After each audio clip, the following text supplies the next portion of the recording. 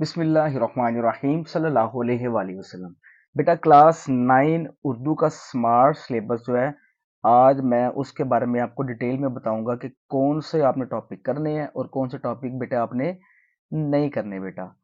और इसके अलावा आपको मैं जो गवर्नमेंट ने मॉडल पेपर इसका इशू किया है बताया कि कौन कौन सा जो क्वेश्चन है वो किधर से आना है, कितने मार्क्स का आना है, उसके बारे में भी बेटा आपको बता दूंगा बेटा। तो निशान लगवाने से पहले आपको मैं बता दूं कि बेटा ये जो स्मार्ट सिलेबस है सिर्फ 2026 में जिन बच्चों ने एग्जाम देने हैं ये उनके लिए होगा बेटा। आप ऐसा करें, मेरे साथ बुक खोल लें और साथ एक रजिस्टर भी रख लें, बुक से आप निशान लगा लें और साथ में जब आपको मॉडल पेपर के बारे में बताऊंगा कि कौन कौन से क्वेश्चन आने हैं और कितने कितने मार्क्स के आने हैं बेटा, साथ आप वो भी लिखते जाइएगा बेटा। सल्लल्लाहु अलैहि वसल्लम। तो उर्दू के निशान में अगर हम देखें तो हमारे पास ये जो मौज़ूआत आ जाता है, मौज़ूआत के अंदर अगर हम देखें जो नौवीं कहानी है इब्तदाई हिसाब बेटा, ये वाली शॉर्ट सिलेबस में स्किप कराई गई है। इब्तदाई हिसाब नौवीं जो है बेटा, ये वाली आपने कहानी नहीं करनी। उसके बाद 11 नंबर जो है भेड़िया फरूक सरवर की, ये वाली भी बेटे आपने नहीं करनी। एक तो नौवीं नहीं करेंगे, इब्तदाई हिसाब जो है वो नहीं आपने बेटा करनी इब्ने इंशा की। फिर उसके अलावा ये जो भेड़िया है फरूक सरवर की, ये वाली आपने बेटा नहीं करनी बेटा। उसके बाद नीचे अगर हम देखें तो ये नज़म आ जाती है क्रिकेट और मुशायरा दिलावर फिगार की, ये वाली आपने बेटे नहीं करनी बेटा, एक नज़म ये स्किप करवाई गई है। उसके अलावा एक गज़ल भी है, ये सुन तो सही जहां में है तेरा अफसाना, क्या गज़ल है, ये ख्वाजा हैदर अली आतिश की, ये वाली भी बेटा जो है स्किप करवाई गई है। तो इस पूरी बुक में से दो जो है बेटा कहानियां हैं, एक तो इब्तदाई हिसाब इब्ने इंशा की और एक भेड़िया फरूक सरवर की, ये दोनों स्किप करवाए गए हैं बेटा। इसके अलावा एक नज़म है क्रिकेट और मुशायरा, ये स्किप करवाई गई है। फिर उसके बाद ये जो एक गज़ल है सुन तो सही जहां में है तेरा अफसाना, क्या गज़ल जो है ख्वाजा हैदर अली आतिश की, ये वाली बेटा स्किप करवाई है। इसके बाद बेटा आपको मैं कुछ मॉडल पेपर के बारे में बताता हूँ, पेपर पैटर्न के बारे में बताता हूँ कि स्मार्ट सिलेबस में इस दफ़ा पेपर पैटर्न किस तरह का आएगा और आपने वो उसको किस तरह किस कैसे कैसे बेटा करना है बेटा। तो रजिस्टर खोल लें, अपने साथ कॉपी का पेज खोल लें, कोई सफ़ा रख ले और मेरे साथ उसको नोट करते जाएं। सल्लल्लाहु अलैहि वसल्लम। तो बेटा 2026 में जो उर्दू का पेपर है उसके स्मार्ट सिलेबस की बात करें, उसका मैंने आपको बता दिया कि कौन कौन से बेटा नज़म और गज़लें आनी है। और यहाँ पे मैं आपको पेपर पैटर्न के बारे में, मॉडल पेपर के बारे में बताने लगा हूँ कि किस तरह का पेपर हमारे पास जो है 2026 में उर्दू का आना है बेटा। तो इसमें बेटा सबसे पहले जो सवाल नंबर 1 आएगा, तो बेटा इसको मैं अगेन आपको बता दूं, इन चीज़ों को आपने ध्यान से लिख लेना है। ये काफ़ी डिटेल में मैं आपको इसके बारे में आपको समझा दूंगा। और अगर आपने इसके अकॉर्डिंग तैयारी की तो बेटा 100 में से आपके जो है ना मैक्सिमम से मैक्सिमम मार्क्स जो है ना बड़े आराम से आ जाएंगे बेटा। तो पहला क्वेश्चन जो है सवाल नंबर 1 है वो एमसीक्यूज का आएगा बेटा, और वो टोटल 15 एमसीक्यूज होंगे। गौर से बेटा मेरी बात सुननी है, इसके मुताबिक आपने तैयारी करनी है। सवाल नंबर 1 हमारे पास एमसीक्यूज का होगा और इसमें 15 एमसीक्यूज आएंगे बेटा। अब जो 15 एमसीक्यूज बेटा आएंगे ना वो चार हिस्सों में से आएंगे। एक तो कहानियों में से आएंगे, कहानियां मतलब हिस्सा नसर है ना जिसमें से खुलासे आते हैं, वो उसमें से आएंगे। नज़म में से आएंगे एमसीक्यूज, गजल में से आएंगे और ग्रामर में से आएंगे।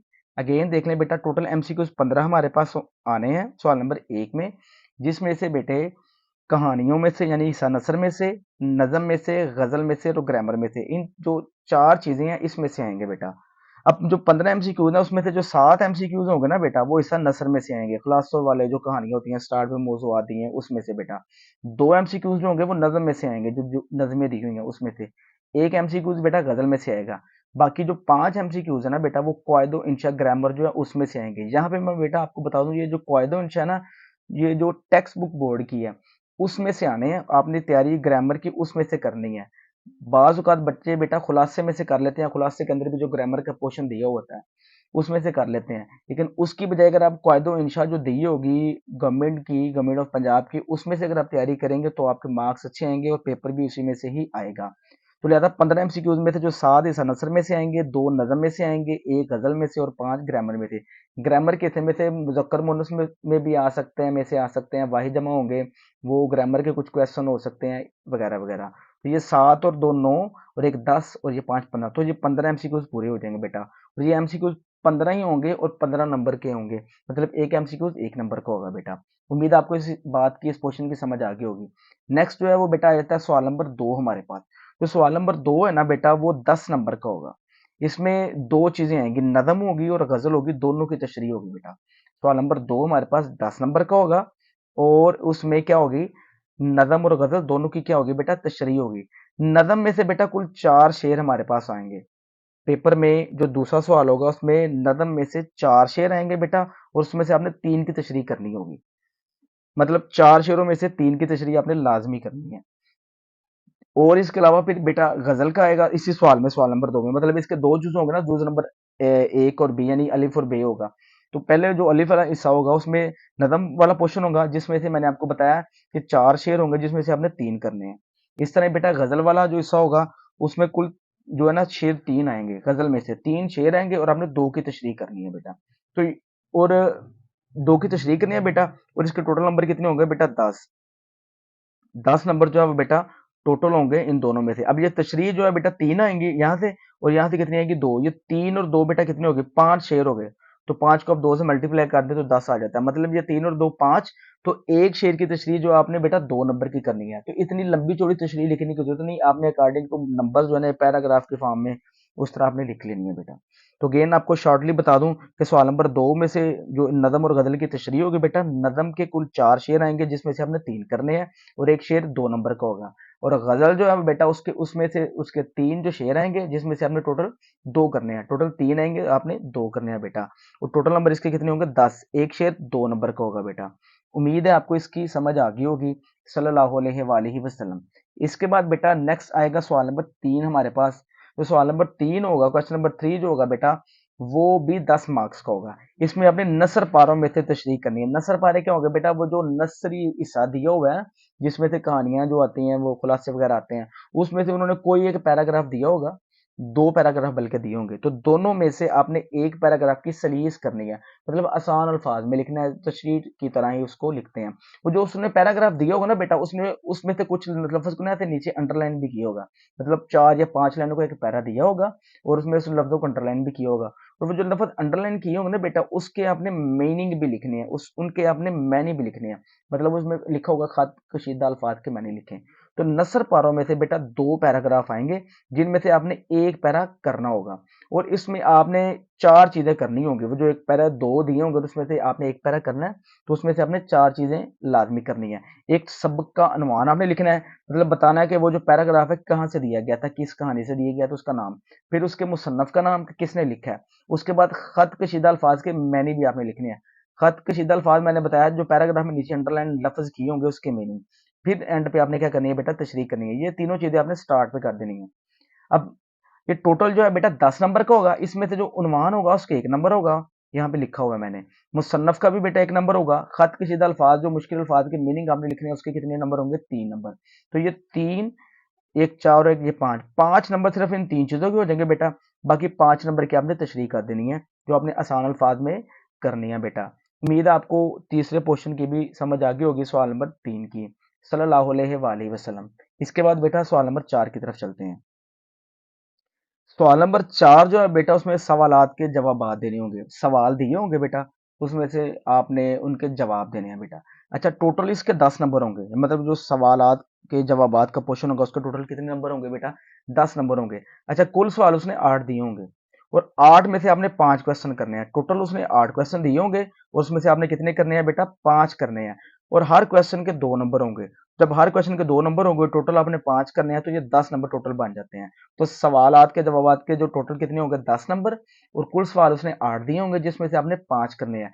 अब आपने देखना यह है कि किस पोर्शन से कितने कितने क्वेश्चन आते हैं, वो आपको मैं बेटा बता देता हूँ। जो हिस्सा नसर होगा यानी कहानियों वाला, उसमें से 4 जो है ना वो शॉर्ट क्वेश्चन आएंगे, 4 सवाल आएंगे।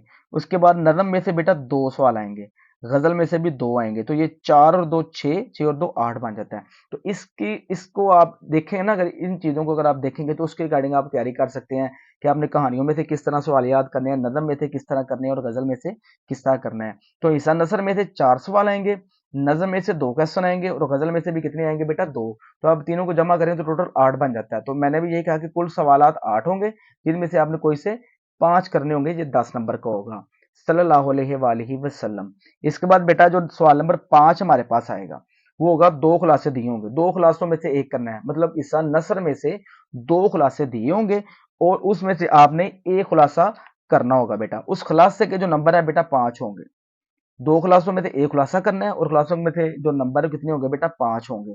और आपने एक बात याद रखनी है, क्योंकि खुलासे की लेंथ जो होती है, लंबाई जो होती है, वो ज्यादा होती है। वो कम से कम 2 पेजेस का लाजमी खुलासा होना चाहिए। तो इस खुलासे को बेटा आपने एंड पे लिखना है, क्योंकि उर्दू का पेपर लेंथी होता है, इसमें क्वेश्चन ज्यादा होते हैं। तो एंड में फिर जितना टाइम बचा हो उसके अकॉर्डिंग बता जो होता है ना, वो खुलासे की लेंथ को बना लेते हैं। यहाँ पे मैं आपको बेटा एक और चीज बता दूं कि जो खुलासे हैं हमारे पास, इसमें ये जो दिया हो ना टोटल बेटा, अगर आप यहाँ पे देखें तो ये टोटल बन जाती हैं ये 8, और एक ये 9 जो है ना ईसानसरी से बन जाते हैं। इसमें से अगर आप देखें ना तो ये जो इखलाके उसना, अपनी मदद आप, कलीम, नामदे, माली और आमस्कून, ये ज्यादा इंपॉर्टेंट क्लासें हैं। इनमें से बड़ी उम्मीद है कि आ जाते होते हैं बेटा। तो अगेन मैं आपको यहाँ पे बता दूं कि खुलासे जो हैं बेटा वो आपने एंड पे लिखने हैं बेटा। दो होंगे, उसमें से एक आपने खुलासा करना है, मुसन्नफ का नाम भी आप लिखेंगे बेटा। उसके बाद खुलासे जो वो पैराग्राफ के फॉर्म में आप लिख सकते हैं।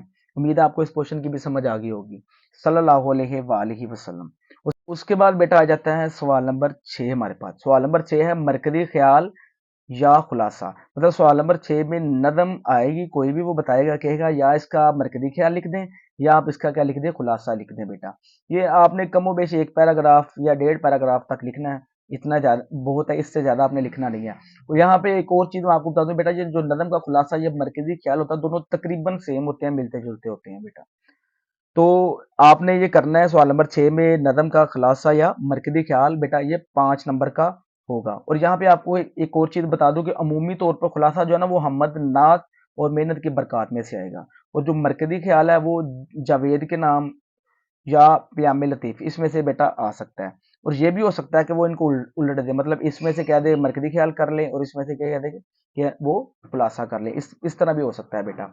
खैर, आपने जो सवाल नंबर 6 है, ये मैंने आपको बता दिया कि मरकजी ख्याल और खुलासा जो है वो दोनों सेम होते हैं, मिलते जुलते होते हैं, इनमें इतना ज्यादा फर्क नहीं होगा। खास तौर पे नज्म की बात कर रहा हूँ उसकी बेटा। फिर आपने ये एक पैराग्राफ इसका लिख लें या डेढ़ पैराग्राफ, इससे ज्यादा आपने लिखना नहीं है। सल्लल्लाहु अलैहि वसल्लम। इसके बाद बेटा नेक्स्ट आ जाता है क्वेश्चन नंबर 7। सवाल नंबर 7 की बात करें तो इसमें आएगा खत या दरख्वास्त।